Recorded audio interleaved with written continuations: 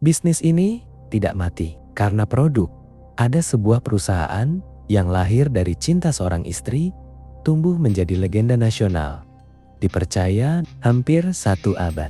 Namun, akhirnya runtuh. Bukan karena pesaing, bukan karena teknologi, tapi karena sesuatu yang jauh lebih manusiawi, yaitu warisan. Nama perusahaan itu adalah Nyonya Menir.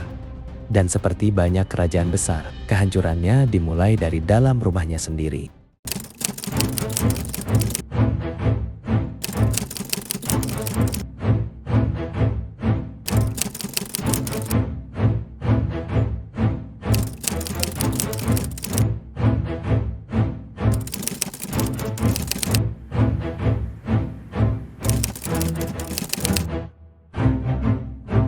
Di Semarang, awal abad ke-20, Lau Ping Nio merawat suaminya yang sakit keras.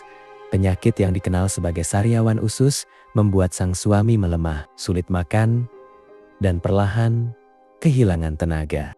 Tidak ada strategi bisnis, yang ada hanya ketakutan seorang istri.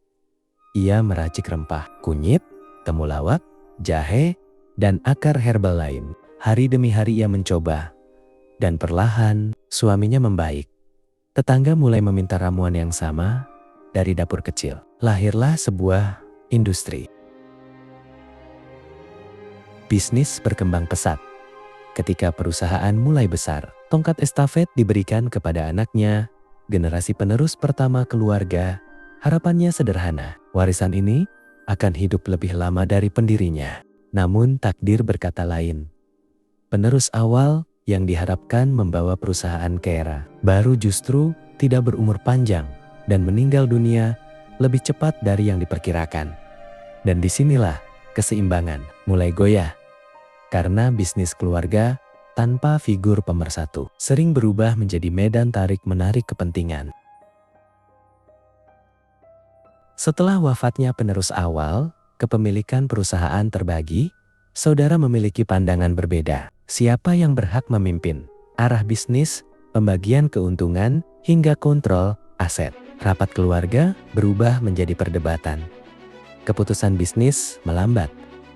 Energi perusahaan habis bukan untuk inovasi, tapi untuk konflik internal. Ironinya, di luar sana, pasar bergerak sangat cepat. Meski konflik ada, nama besar masih menopang perusahaan. Brand ini terlalu kuat untuk langsung jatuh. Namun, ada kesalahan klasik. Mereka percaya reputasi masa lalu cukup untuk masa depan. Padahal, generasi baru tidak punya nostalgia masuk era milenial dan Gen Z. Anak muda tidak menolak jamu. Mereka hanya tidak ingin terlihat tua. Produk modern muncul seperti Kiranti, Fresh Care, dan My Baby, kemasan segar, bahasa ringan, marketing emosional. Sementara produk lama tetap terasa seperti masa lalu yang tidak mau selesai. Di dalam pabrik, suasana berubah. Karyawan yang puluhan tahun bekerja mulai mendengar kabar bahwa hutang meningkat, produksi menurun, gaji terlambat. Bisik-bisik muncul di ruang makan karyawan. Apakah kita akan di PHK?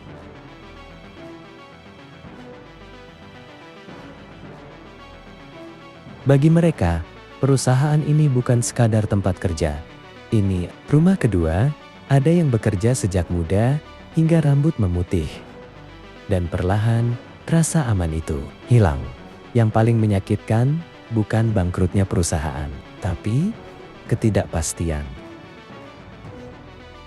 Tahun 2017, putusan pilot dijatuhkan. Pabrik berhenti. Mesin yang dulu tidak pernah tidur, akhirnya sunyi. Sebuah bisnis hampir 100 tahun berakhir. Bukan karena jamunya tidak manjur, tapi karena konflik, manajemen, dan kegagalan membaca zaman. Kadang perusahaan tua berkata, pasar berubah terlalu cepat. Padahal kenyataannya, mereka yang terlalu lama diam. Pasar tidak menghancurkan siapapun. Pasar hanya bergerak. Cerita ini bukan tentang jamu, ini tentang kehidupan. Tentang bagaimana sesuatu yang dibangun dengan cinta bisa runtuh karena manusia di dalamnya lupa tujuan awalnya. Jadi pertanyaannya sekarang, apakah kita sedang menjaga warisan atau justru perlahan menghancurkannya? Kalau kamu merasa cerita ini membuka perspektif baru, like video ini, subscribe, dan tulis di komentar, menurut kamu apa yang lebih berbahaya bagi bisnis, pesaing, atau konflik keluarga? Karena seringkali yang menghancurkan bukan dunia luar, tapi cerita yang belum selesai di dalam rumah sendiri.